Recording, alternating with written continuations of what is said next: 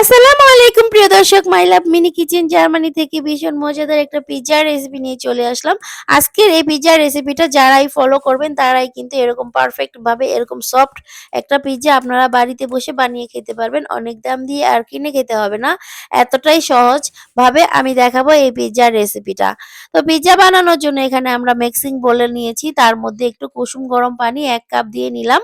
আর এখানে দিয়ে দিলাম 1 চা চামচ ইস্ট, আর এখানে 2 চা চামচ পরিমাণ চিনি, আর হাফ চা চামচ পরিমাণ লবণ।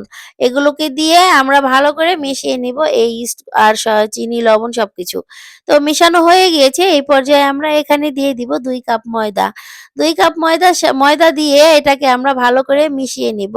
এটাকে সুন্দর করে একটা ডোয়ে তৈরি করে নিব আরকি। যেরকম করে আমরা রুটি বানাই তার থেকে একটু নরম থাকবে এটা, মানে সফট থাকবে। যতটা মানে পিজ্জা বানানোর জন্য টাইট করে যদি আমরা গোলাই এই ডোটা, তাহলে কিন্তু পিজ্জাটা সফট হবে না, ভালোভাবে ফুলবে না। তখন আর পিজ্জাটা খেতে ভালো লাগবে না। তো গোলানো আমাদের হয়ে গিয়েছে। এই পর্যায়ে গোলাইয়ে আমি রেখে দিয়েছিলাম ১ ঘন্টা। ১ ঘন্টা পর ফিরে এলাম। তো এখন আমি এই ডোটাকে ভালো করে মথে নিব হাত দিয়ে। আর এই যে মথে নেওয়ার জন্য হাতে একটু তেল ভরিয়ে নিলাম, নয়তোবা বারবার হাতে লেগে যাচ্ছে এই অবস্থাতে। খুবই আঠালো থাকে সেজন্য। তো ভালো করে মথে নিব আমরা, তার ২-৩ মিনিটের মতো। ২-৩ মিনিট মথে নিয়ে এটাকে আমরা ৩ টা ভাগ করে নিব। ৩ টা টুকরো করব আরকি। কারণ আমরা এটা দিয়ে, এই ডোটা দিয়ে ৩ টা পিজ্জা বানাবো।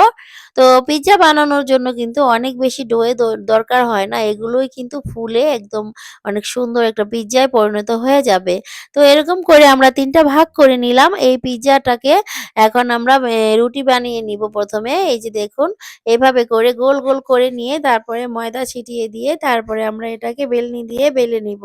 বেলনি দিয়ে রুটিটাকে গোল করে বানিয়ে নিব আরকি।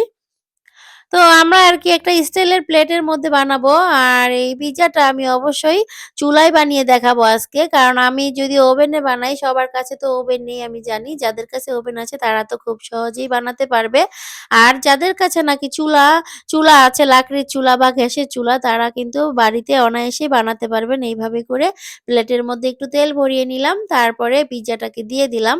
দিয়ে দেওয়ার পরে এভাবে করে কাঁটা চামচ দিয়ে একটু ফুটো, ফুটো করে দিতে হবে আরকি।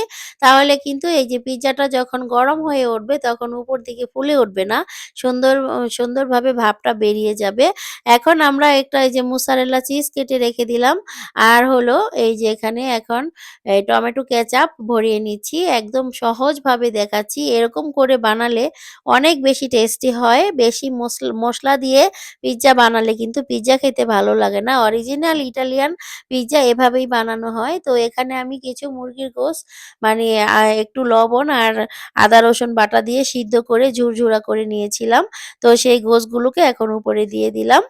আর এর উপরে দিয়ে দিব আগে থেকে যে একটা মোজারেলা দেখালাম আপনাদেরকে, মোজারেলা চিজ, সেটাকে আমি কেটে নিয়েছি পাতলা, পাতলা করে।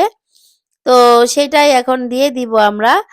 আর এই যে এই পর্যায়ে এসে আপনারা যারা আমার ভিডিওটা দেখছেন, প্লিজ একটা লাইক, কমেন্ট, শেয়ার করে যাবেন। আর আমার ভিডিওটা ভালো লেগে থাকলে অবশ্যই কিন্তু আমার চ্যানেলটাকে সাবস্ক্রাইব করে রাখবেন। আর যে সকল আপুরা সাবস্ক্রাইব করে আমার পাশে আছেন, সে সকল আপুদেরকে জানাই অসংখ্য ধন্যবাদ। আপনারা সবাই আমার পাশে থেকে এভাবে করে আমাকে এগিয়ে নিয়ে যাবেন। আর আমিও আপনাদের পাশে থাকবো ইনশাআল্লাহ। কথা দিচ্ছি, যারা আমার পাশে থাকবে আমিও তাদের পাশে থাকবো। তো এই যে এভাবে করে কিন্তু আমরা পুরো মোজারেলা চিজটা দিয়ে দিলাম। তো দিয়ে দেওয়ার পরে এখানে একটা এই যে পুরান মানে ফ্রাই প্যান নিয়েছি। এই পুরান ফ্রাই প্যানের মধ্যে একটা স্ট্যান্ড বসিয়ে দিলাম। তার উপরে এই যে আমাদের এই প্লেটটা বসিয়ে দিলাম। দিয়ে ঢেকে দিব। ঢেকে দিয়ে একদম মানে লো হিটে আমরা ১২ থেকে ১৪ মিনিট জাল করে নিলাম। তারপরে এই তো আমাদের পিজ্জাটা হয়ে গিয়েছে। ১২ থেকে ১৪ মিনিটের মাথায় পিজ্জা কিন্তু হয়ে যায়। এর থেকে বেশিক্ষণ রাখার কোনোই দরকার নেই। তাহলে কিন্তু পুড়ে যায়, আবার শক্ত হয়ে যায়। সেজন্য অনেক বেশি টাইম রাখার কোনো দরকার নেই।